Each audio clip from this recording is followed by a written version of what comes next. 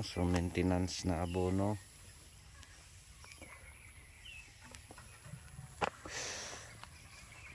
Na ginagamit natin ngayon dito sa pag-drench. Sa edad 65 days after harvest. Ito yung routines. Shout out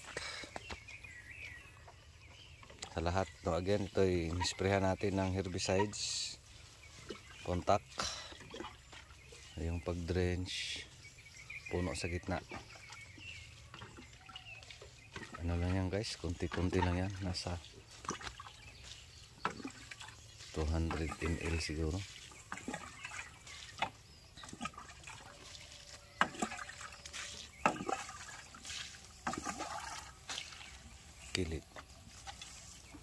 Kilid game.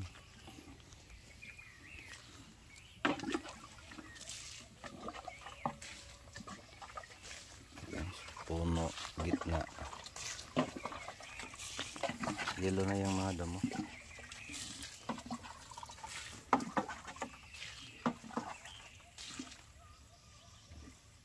Puno, gitna. So yan yung pag-drench. Tapos gagawin ko niyan kasi may drip tapes yan. So paandaran ko lang.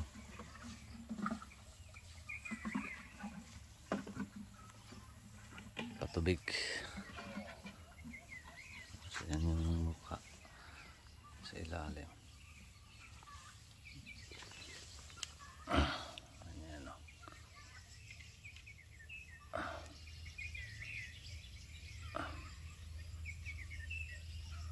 Hindi pa nasara. Of course, mas malawak pa, mas malayo. Ayaw pang gagapangin. No? So 65 days. Anong abono? Pinapakain natin. No? So dito yung maintenance na abono. Ito.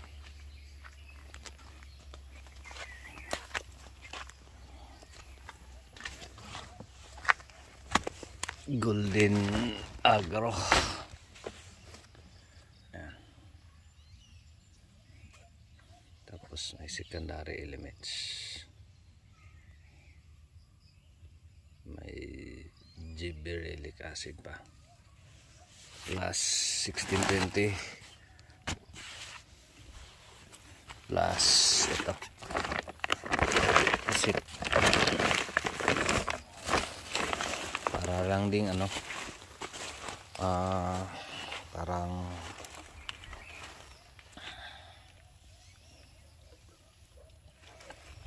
parang lupos. So yun yung laman niya.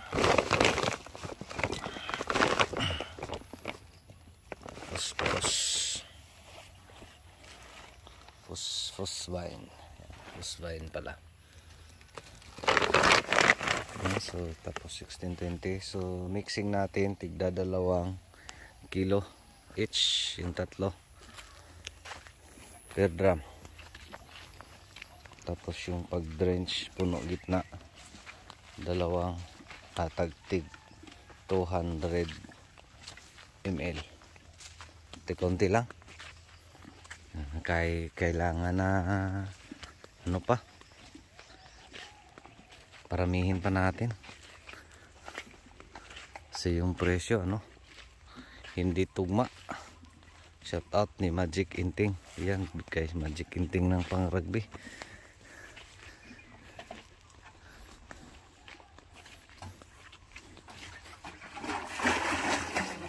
So yan yung mukha after harvest.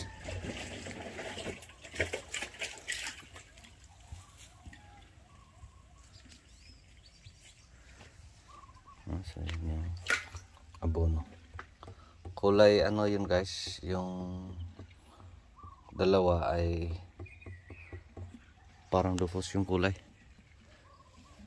Katry ba kayo ng ganon? No?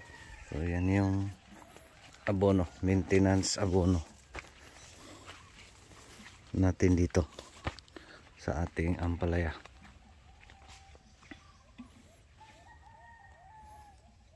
So siguro magmahal na to kasi konti na lang yung bunga.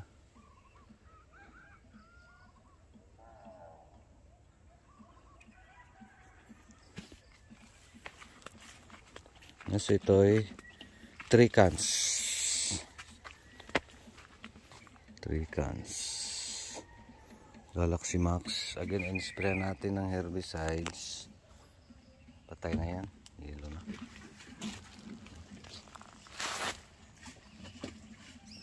Contact.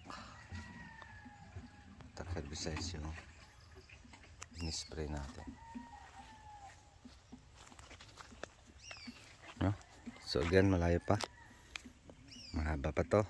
Sana magbago yung presyo para makabawi naman tayo, no? Considering yung presyo palaging 20, di tayo makabayad nito, guys, no? Pero since malayo pa yung distance, may chance pa, provided tataas pa yung presyo by September, no? Kasi hindi pa nasira, hindi pa masikip, so may chance.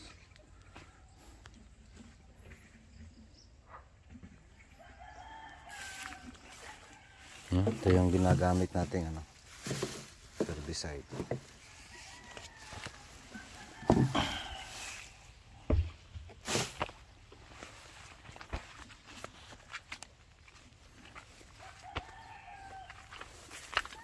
So dito budget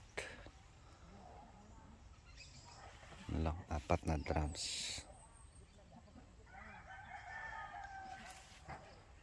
So malayo pa yung gagapangan, so may chance pa talaga.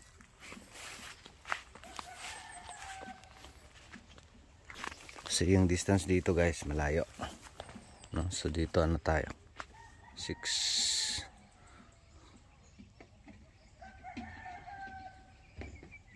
meters. So may chance pa. So isang buwan na yung presyo dito, tag 20. So with that, shout out sa ating mga investor. So extended tayo, di kaya yung tag 20, guys. Di kaya makabayad. Yung harvest natin today, 1,200 plus kilos.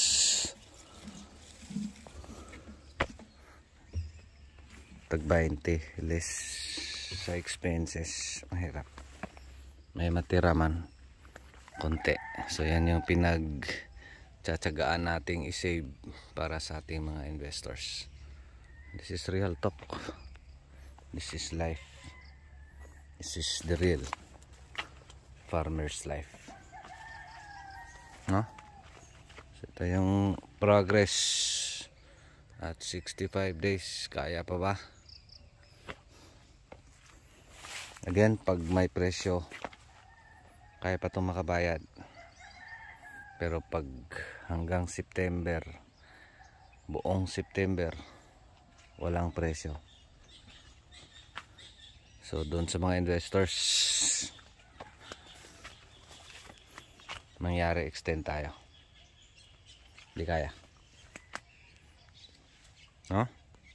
So yun lang update. Yan yung maintenance na abono na ginagamit natin dito, no? So yung gagawin ko, instead 1620, so next succeeding ay 1414, no? So yan yung maintenance na abono na gagamitin natin dito, na again hoping magbago yung presyo.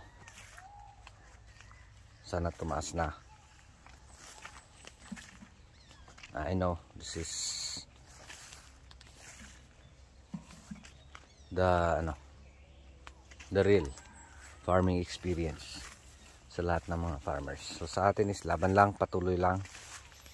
Magbago din yan, no? Kung lugi man, tanim lang ulit.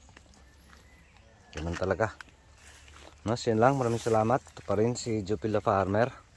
Anak ni Matoy, ang farmer nga gwapo, suhito, may kahibalo. Panay saba. Kaya manoon ako. Daghang salamat. And God bless. Thank you.